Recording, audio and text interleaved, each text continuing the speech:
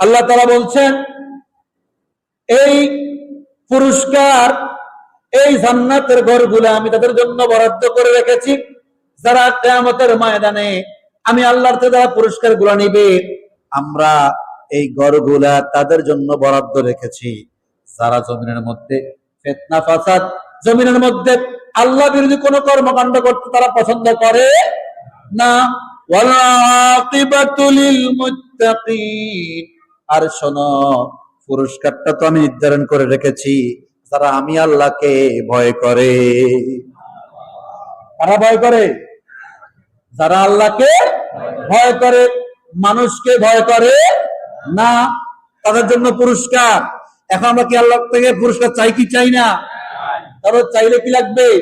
আল্লাহর ভয় লাগবে। কখন? মসজিদ আছে শুধু ভয়টা কোথায়? মসজিদ আসলে না বাহিরেও লাগবে? লাগবে কিনা?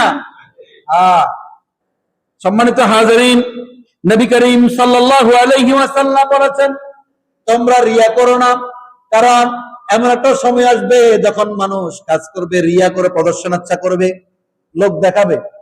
এখন গরমের খরতাপে আমাদের দেশে কিন্তু পানি বিতরণ করা, স্যালাইন বিতরণ করা আমাদের অভ্যাস অনেকের ছিল, আসলে নাকি? যে ভালো তার ভালো কথাটা বলতে হবে, যে খারাপ কথা খারাপটা বলা লাগবে, লাগবে না? লাগবে না। বাংলাদেশ জামাত ইসলামী ঘোষণা করলো যে ইস্তিসকার নামাজ পড়া হবে এবং বিভক্ত মানুষের মাঝে পানি স্যালাইন বিতরণ করা হবে। আমির সাহেব কর্মসূচি ঘোষণা করলেন, সারা দেশব্যাপী যাদের সভা কি করতেছে এটা কর্মসূচি শুরু করছে। আলহামদুলিল্লাহ, তাদের দেখা দেখা অন্যান্যরা কি করতেছে? পানি বিতরণ। এখন দেখা গেল আমাদের বর্তমানে খাচ্ছ একটা অভ্যাস শুরু হয়ে গেছে, কিছু দান করলে, কিছু হাদিয়া তোফা দিলে আমরা কি করে ফেলি? কথা কন, আমরা কি করি? আমরা ছবি উঠাই, ফটো উঠাই, ভিডিও করি, ভিডিও করে আবার ছেড়ে দেই। আমি একটা ভালো কাজ করছি, সারা দুনিয়ার লোক জানুক আমি ভালো মানুষ। ঠিক কিনা? ঠিক কিনা? আমাদেরকে আমাদের আমলগুলো নষ্ট করে ফেলছে এই প্রদর্শনের ইচ্ছা, যার জন্য আমরা আর সওয়াব।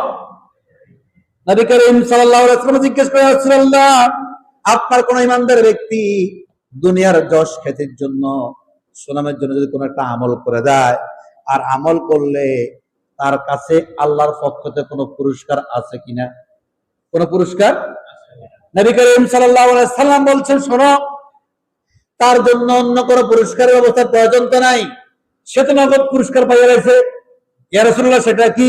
নবী করিম সাল্লাল্লাহু আলাইহি ওয়াসাল্লাম বলতেন, সেটা হচ্ছে লোকটাকে মানুষ বলবে, ও ইয়া দীপুর মুকনি, বাহ মাশাআল্লাহ, হেমি এত আল্লাহ দিলে দিন গিয়া অমুক করে 500 টাকা দিছে, 500 টাকা দিছে, ওগা লুঙ্গি দিছে, 3 বোতল পানি দিছে। আপনি কেন দেখছেন? আপনাকে বাড়িতে গেল না? ওম্মা অন্ত সব সহজ, ফেসবুক আছে না, ফেসবুকে দেখছি, আছে না নাই? নবী করিম সাল্লাল্লাহু আলাইহি ওয়াসাল্লাম বলছেন, তাকে লোকজন দানবীর বলবে, ভালো মানুষ বলবে, এটাই তার পাওয়া, কিয়ামত তার জন্য আর কোনো উজরত নাই। নাউজুবিল্লাহ। তার কোনো আর কি নাই? তার জন্য আর কোনো পুরস্কার? আরজুন অর্থ হচ্ছে পুরস্কার, আরজুন অর্থ কি? পুরস্কার। তার জন্য কিয়ামত আর কোনো পুরস্কার নাই। পুরস্কার এখানে পাইয়া গেছে, হেবে দানবীর দান করছে।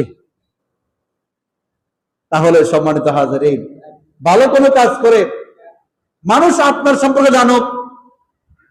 মানুষ বলা বলে করছে মানুষের বিষয়, কিন্তু মানুষ বলার জন্য কোন কাজ করতে দেওয়া, প্রচার প্রচারণা চালানো, এটা কোন ইমানদারের বৈশিষ্ট্য হতে পারে? বলে হুজুর, আমরা তো কি আর এই ছবি তো জিগারে দিয়েন না, আমরা হাতের মুখের ট্যাটু লাগাই দিছি, হাতের চিনেন না কেউ?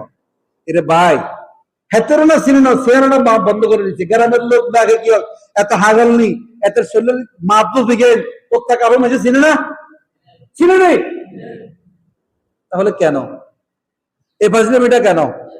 এই জন্য আমরা যখন কোনো কাজ করব, ভালো কাজ করব, আমরা সেই ভালো কাজের জন্য আমরা কোনো প্রদর্শনা করব না, কারণ আমরা স্বীকার করি, কুল ইন্না সালাতি ওয়া নুসুকি ওয়া মাহইয়ায়া ওয়া মামাতি লিল্লাহি রাব্বিল আলামিন।